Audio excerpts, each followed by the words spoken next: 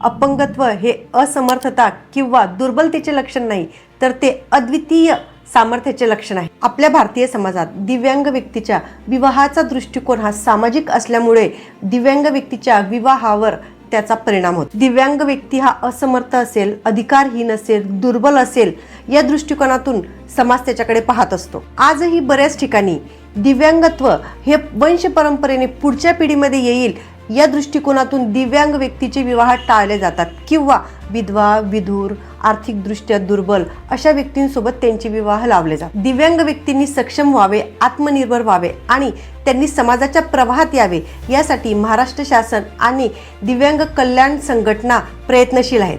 दिव्यांग व्यक्तींचा विवाह ही एक संवेदनशील बाब आहे आणि सामाजिक समानतेच्या दृष्टीने उचललेले एक महत्त्वपूर्ण पाऊल आहे.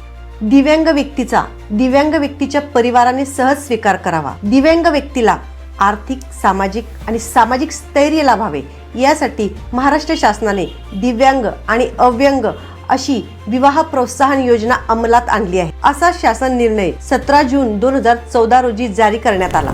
तसेच दिव्यांग व्यक्ती अधिनियम 2016 मधील कलम 10 अनुसार दिव्यांग व्यक्तींना प्रजनन आणि कुटुंबाचे अधिकार आहेत. तसेच 2016च्या कलम 24 अनुसार दिव्यांग व्यक्तीला समाजात स्वतंत्रपणे राहता यावे, त्याला राहणीमानाचा पुरेसा दर्जा मिळावा, त्याच्या अधिकाराचे रक्षण व्हावे, त्याची आर्थिक, सामाजिक व शैक्षणिक प्रगती व्हावी यासाठी दिव्यांग आणि अव्यंग विवाह योजनेत बदल करून दिव्यांग आणि दिव्यांग हा पर्याय नव्याने समाविष्ट करण्यात आला आहे.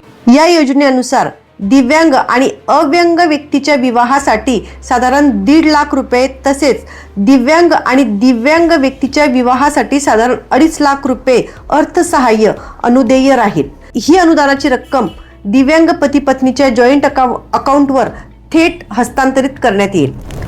या योजनेचा लाभ घेण्यासाठी किमान 40% किंवा त्यापेक्षा जास्त दिव्यांगत्वाचे UDID ओळखपत्र असणे आवश्यक आहे.